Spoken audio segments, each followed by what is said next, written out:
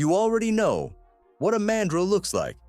You've seen it in zoos, that impossibly colorful face pressed up against the glass.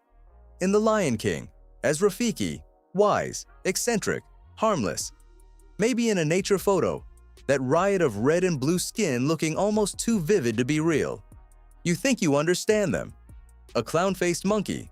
Strange looking, sure, but ultimately just a primate.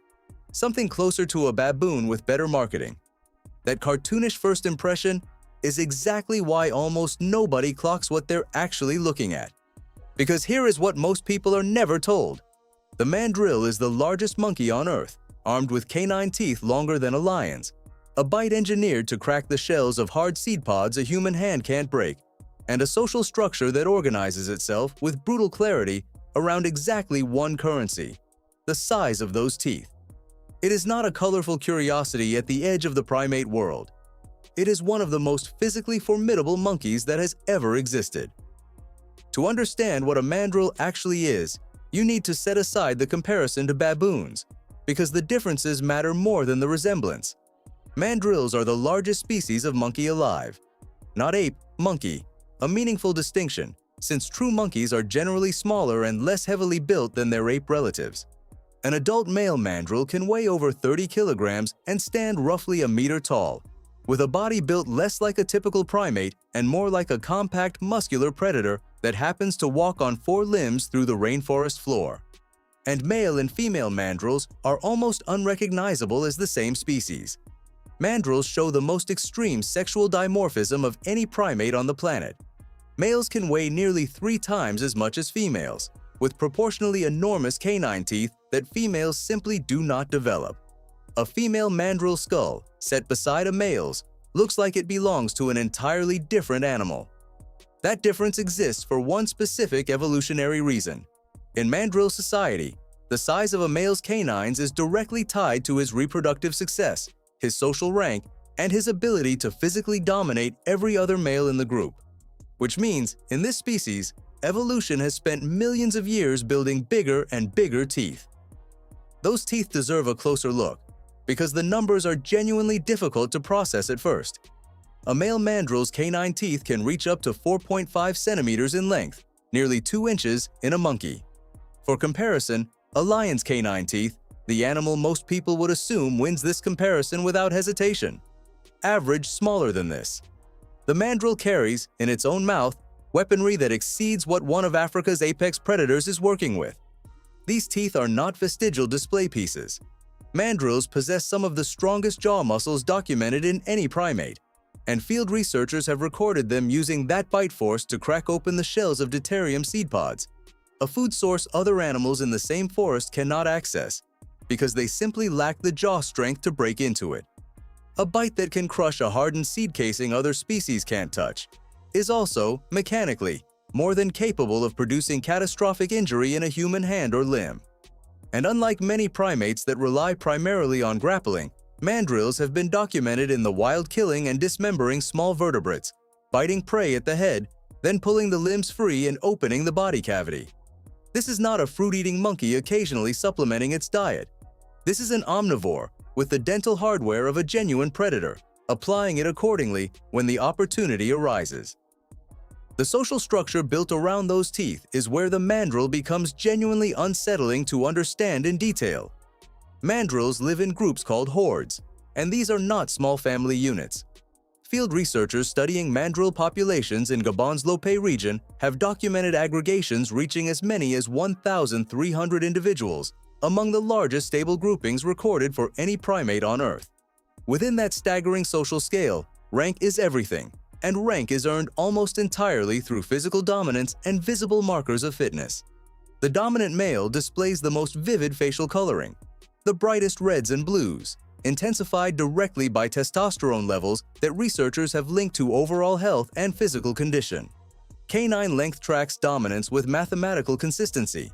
Studies following individual males across their lifetimes found that males whose canines exceeded roughly 2/3 of the species' maximum length were almost exclusively the ones siring offspring. Males below that threshold were functionally locked out of reproduction, regardless of any other trait. This created an arms race, quite literally, embedded directly into the skeleton of every male born into the species. Bigger teeth, brighter color, more testosterone, more dominance, more access to mates. And any male who can't keep pace on every one of those metrics simply disappears from the species' future entirely. When males do contest dominance directly, displays escalate through staring, head bobbing, and ground slapping before any physical confrontation. But when confrontation does occur between two males near the top of that hierarchy, both combatants are carrying weaponry capable of inflicting severe, disfiguring wounds on each other. Weapons their own species spent millions of years optimizing specifically for this purpose.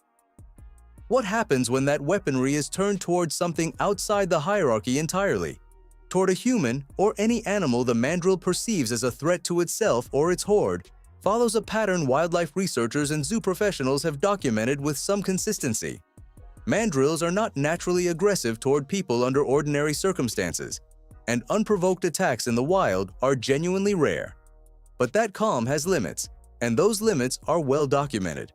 Mandrills that feel cornered, threatened, or protective of their group have been observed escalating rapidly through a recognizable sequence: a fixed stare, a sharp forward head jerk, the canines bared in full, hands slapping the ground in warning.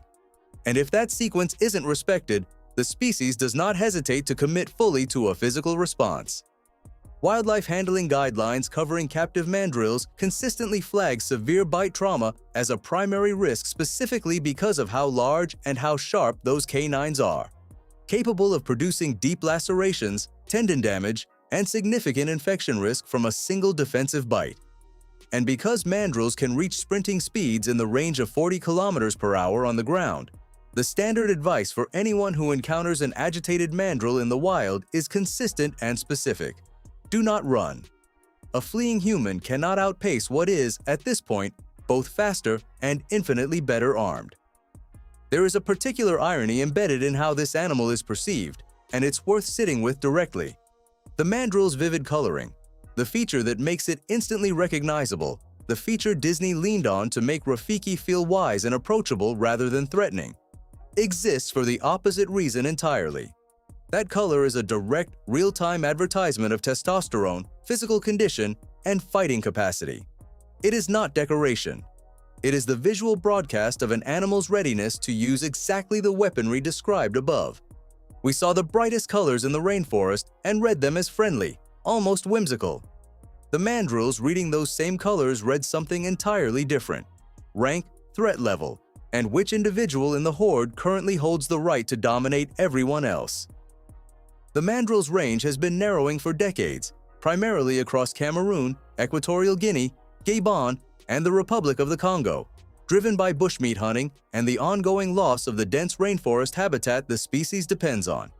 The IUCN currently lists the mandrill as a species facing real conservation concern, even as exact population figures remain difficult to establish across such remote and densely forested terrain. Here is what is true, and what the evidence actually supports.